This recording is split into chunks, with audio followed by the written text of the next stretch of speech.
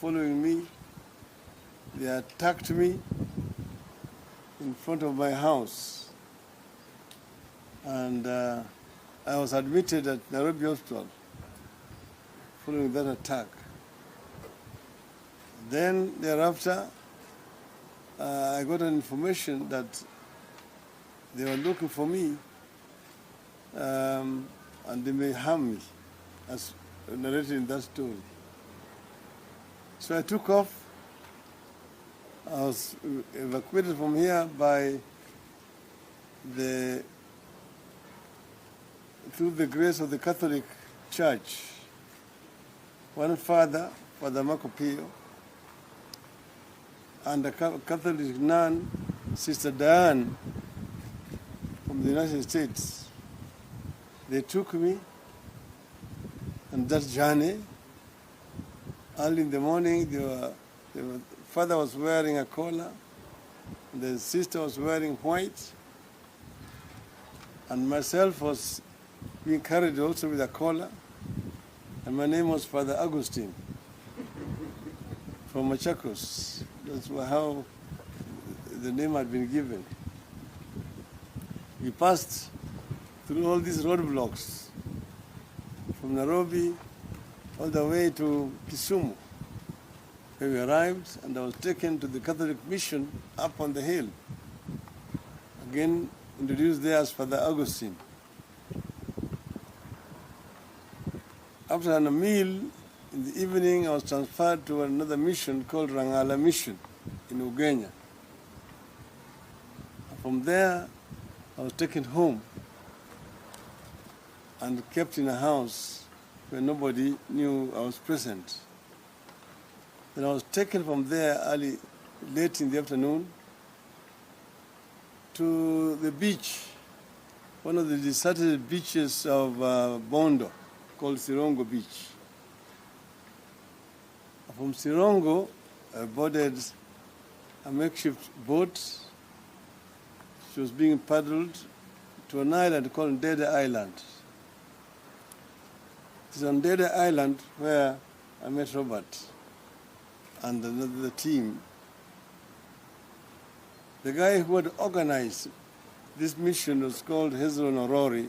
He's late now. And there were some Ugandans who were available, who had come by. These were businessmen. They were bringing timber and so on to Kenya, and then going back with the manufactured products. They would take clothes, they would take sugar, they would take mattresses and so on. So these are the people who now gave us a ride. And we were in that boat with my friend. I've never met him since that time up to today. And we traveled on that DG. It was night, so they were navigating using the moon and the stars. And we were traveling parallel to the shores until we passed what they call the Mageta Island. And we sailed until we saw a boat which was moored in the lake. And we were told that was a Ugandan boat. So we're now in Ugandan waters. Because if you had been arrested on the side of Kenya, you'd be taken back. So after that, it started raining very heavily. And it was just an open boat. It was raining on us, and there was a sick woman we were carrying in the boat. So I took out my jacket I was wearing, and I went and covered this sick lady. And we went like that until these guys, in that darkness, they managed to steer the boat right to the beach. It was about a 20-mile long island, but they knew exactly where to dock. And we came out with the boat. We went up almost like a cliff to the village,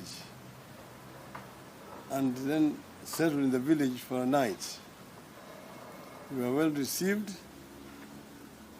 and we spent the rest of the, we arrived there around 3 a.m. in the morning. And we spent the rest of the night there. In the morning, we walked around the island. These guys set out to go and get me Ugandan papers. So they eventually got me Ugandan papers. And from here, in the late afternoon, we set sail again. This time my name was changed to Joseph Ojiwa Wadea. That's how we now travel from this island. And as we were moving again in the lake, it started raining again. We went on to another island where we found one person living alone on that island with his family. It's a Kenyan, a relative of the late Robert Ouko at that time. He welcomed us, gave us shelter and comfort until it stopped raining. Then we continued our journey until we arrived at our destination, which was we docked at a shore parallel to Ugandan town called Iganga. So we spent the rest of the night. We arrived there after 2 a.m. And the following morning, we went to Iganga, took a taxi, drove up to Jinja. We changed into another taxi, and at the entrance to Owen Falls Bridge, we found a roadblock, and they were expecting identification. And they saw my name, Joseph Ojiwa there, and I had also certificates of tax called Misolu. I had paid my taxes for the last 3 years. So they waived us to pass. That's how we entered into Kampala. And then I managed to track my friend in Kampala, Mr. Shem Luanga, who then received me. And from there, I now parted from the company I had come from Kenya. I was in the hand of Ugandans. I spent some time in Kampala. Eventually, I managed to find a way, because I was registered with the United Nations Human Rights, High Commission for Refugees. And until they managed to get me a country of adaptation. And through a good Samaritan friend, I managed to get an air ticket to travel. They were again looking for me in Uganda, and I had to be camouflaged again. So here I departed as I was a Ugandan Muslim on a kanzu, and my name was now Haji Omar, a Muslim who was going on pilgrimage to Makkah. And that's how I boarded the plane from Entebbe to Amsterdam, and then on to Norway.